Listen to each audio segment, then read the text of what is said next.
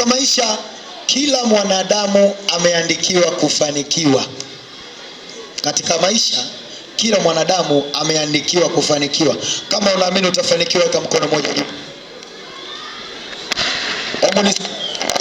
Hebu nisikie unasema nitafanikiwa. Nitafanikiwa. Lakini katika kufanikiwa, vijana wenzangu, kuna njia. Usifikiri zinakuja kimchezo kibahati tu, hapana. Mwenyezi Mungu anasema tembea ni kuone. Ndio vitabu vinatuambia tembea ni kuone. Ukiwa umekaa ndani alafu unategemea mtu akupe lift kwenye gari, sasa atakujaje? Haiwezekani, tunadanganyana. Ndugu zangu, katika kila kitu unachokifanya kinataka ubunifu ili ufanikiwe. Ukiwa unasoma lazima ubunifu katika kusoma ili ufanikiwe. Kubuni kuna njia nyingi. Wakati mwenzako analalamika yeye anasoma shule au anakaa nyumba ambayo ina kibatari, wewe nenda hata kwa jirani yako kasome kama kuna umeme. Kubuni inataka ubunifu. Tafuta njia ambazo zitakufanya wewe masomo yale kweli yakufikie. Mkuu wetu wa mkoa, katika watu wa mikoa ambao maarufu nchini, basi mkuu wa mkoa huwezi kuacha kutaja jina lake. Na kila anapoenda ni maarufu kushinda hata wasanii wengine. Alikuwa mbunifu namna ya kuwasilisha ujumbe wake. Alikuwa mbunifu namna ya kufanya utendaji wake anavyofanya, uongozi wake anaofanya kwa ubunifu. Ukifanya kwa jambo ambalo halina ubunifu, watu wanachoka. Kaongea hapa kwa muda mrefu, lakini hatukuchoka kwa sababu anaongea kiubunifu. Anatuchekesha kidogo. Mimi mwenyewe nimejifunza vitu kutoka kwake. Hebu sema nimejifunza. Sema nimejifunza. Sasa kuambia nyinyi semeni nimejifunza kutoka kwake. Alikuwa anawaambia, mwambie jina lako, wewe vipi? Nimejifunza hapa. Ndio maana mimi nimwambia semeni nimejifunza, na nyinyi mkasema nimejifunza. Anatumia ubunifu. Ndugu zangu, katika mambo mengi sana katika kufanikiwa. Kufanikiwa kunataka adabu. Ikiwa wewe hauna nidhamu na jambo unalofanya, hauwezi kufanikiwa. Kama mwanamuziki utaimba sana, kama kusoma utasoma sana. Na ndio maana kuna watu wengine wanasema sisi tuna degree tumekaa majumbani. Kama ujiongezi hauwezi kufanikiwa, tusidanganyane. Kuna wanamuziki wengi wanaimba sana. Kinachonisaidia mimi ni mbunifu sana. Nitaangalia nitoke vipi, nitakuja na nyimbo inaitwa sijui nama, nitacheza kidogo, nitapiga vibaskeli na buni. Nikasema okay, nama, wacha nije na kibao kingine, nikatoa kanyaga, kila ninapopita ni kanyaga. Yaani nakaa na buni nifanye kitu gani ambacho wewe ukikaa nyumbani kwako lazima unifikirie, utake usitake.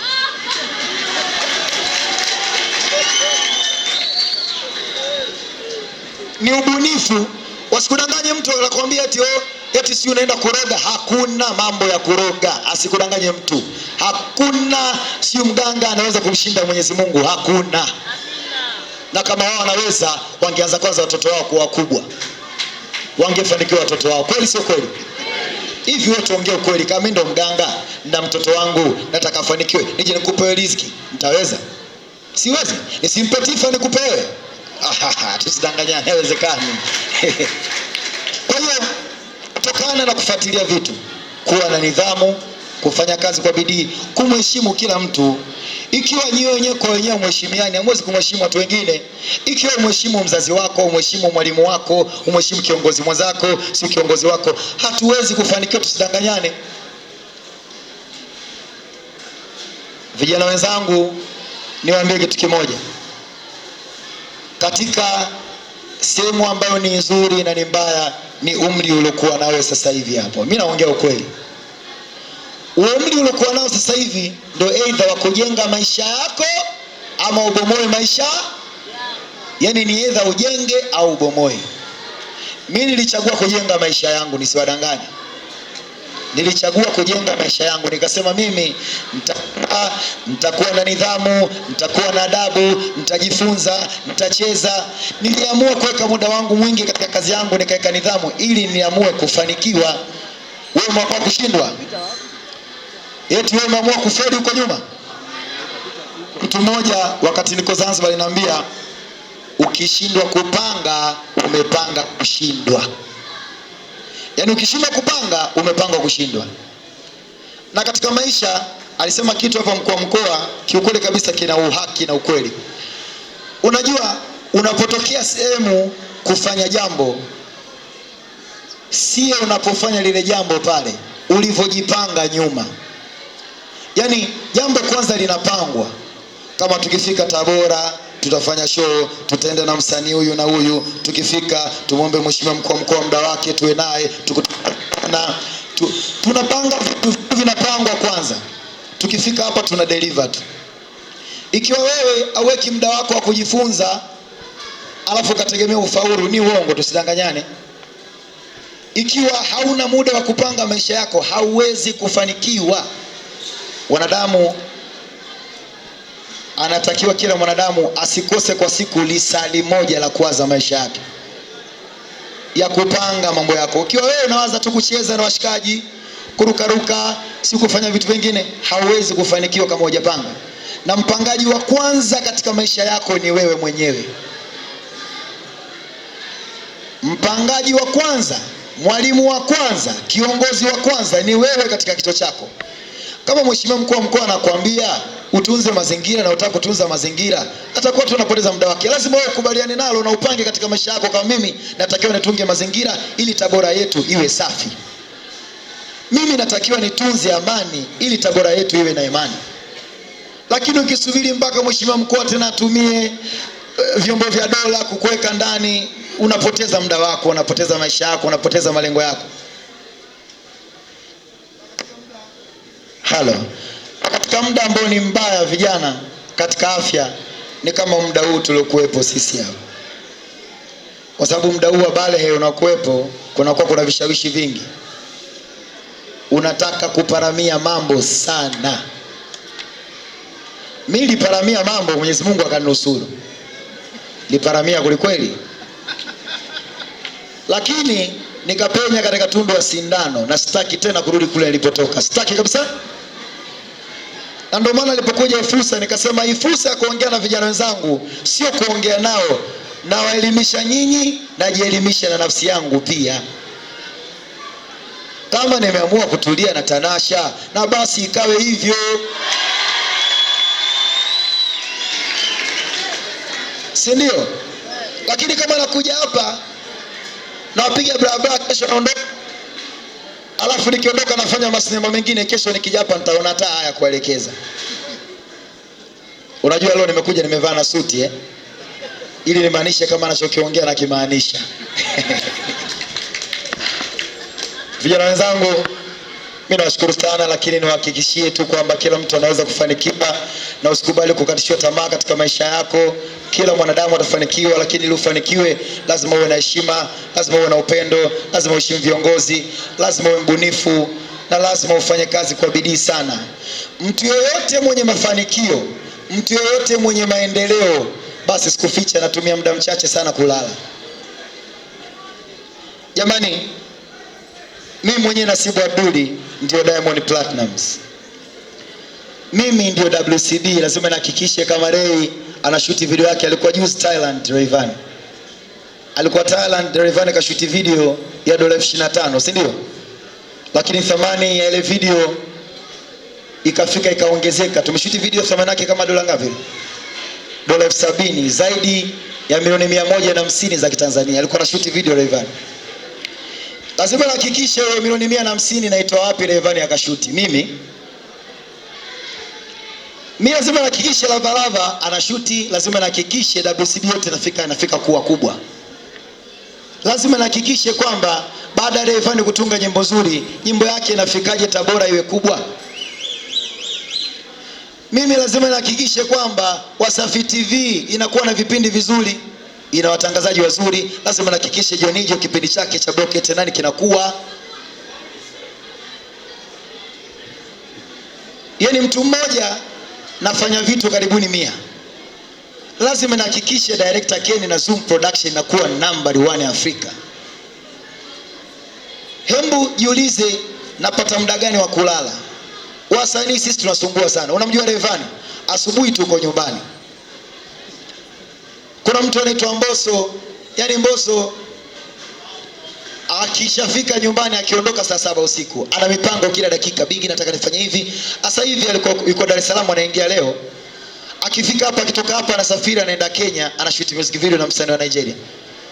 Wasanii wa WCB wana mipango kila dakika. Tumeshindwa kuja na Harmonize huko kwa sababu alikuwa na mipango anaifanya. Yani kila dakika wana mipango. Na maana kiongozi kama uko stable unaweza ukatoka kwenye focus. Muda huo alijifikiria na mimi nitoe nyimbo, kanyaga hit. Unaweza ukayumba ukashindwa kutoa hits.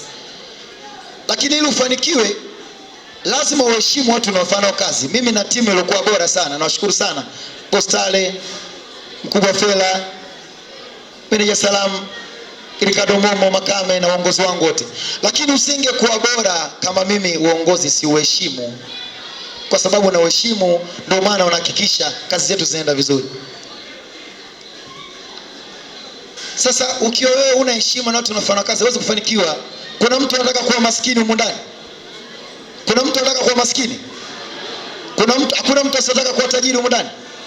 Utajiri unakuja kwa kufanya kazi kwa bidii, utajiri unakuja kwa kulinda afya yako, utajiri unakuja kwa kujituma sana na heshima. Vijana wenzangu, umri ndio umri wa watu wanakuwa na hamasa ya kufanya mahusiano sana. Sasa kuna vitu vichache, sio vingi, ila ukivizingatia vitakusaidia sana. Cha kwanza kabisa, lazima kabla ya unaanza naye kufanya mahusiano, lazima muhakikishe mnacheki, mnapima afya zenu. Na ukiona mtu anakataa, mkapime, jiulize kwa sababu gani. Basi kama mnaona njia hiyo ngumu sana, hakikisha mnatumia kinga, tena katika matumizi endelevu yaliokuwa salama. Kiukweli sisi wanaume ndio vilazimishi vya kukataa kutumia kinga. Na nyinyi wanawake tukifika pale tukiwarubuni mnakubali. Lakini naamini mwanamke akiweka msimamo wa kusema sitaki, basi haitowezekana. Mimi na ustaa wangu katika pitapita zangu zamani, nishakutana na mwanamke nikamwomba akanikatalia na ustaa wangu. Nakumbuka tulikuwa Marekani Bostare. Akanambia, bwana wewe kama una kinga mimi sitaki. Kakataa kata na sikupata. Kweli mimi nazungumza. Mheshimiwa mkuu wa mkoa, kiukweli Marekani sisi tumeenda kufanya tour mara nyingi, ila huwezi kumwingilia mwanamke kama mmekutana juu kwa juu pasipo kutumia kinga. Sasa kwa nini na sisi tusifanye hivyo? Ina maana kama mtu anataka twende nyama kwa nyama, basi tukapime. Lakini ukiona mtu anakulazimisha, wewe jiulize tu, kwa nini unanilazimisha? Anataka kuharibia maisha yako, ana lake huyo. Katoa huko, anataka kulete wewe. Lakini pia tu kuna maradhi tofauti pasipo kutumia kinga. Kuna kupeana paka fungus zipo. Na kupeana magonolea yapo. Lakini pia tunajikuta dada zetu wanapata ujauzito pasipo kupangilia, na ndio maana wengine wanashindwa kuendelea na masomo na kadhalika.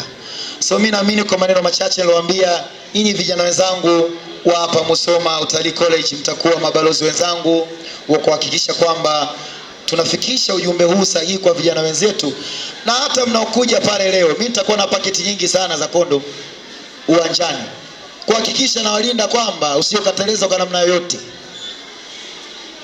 Na hapa pia paketi zingine tunazo, tutawaachia pia. Asanteni sana. Mimi naitwa Diamond Platnumz, tukutane uwanjani.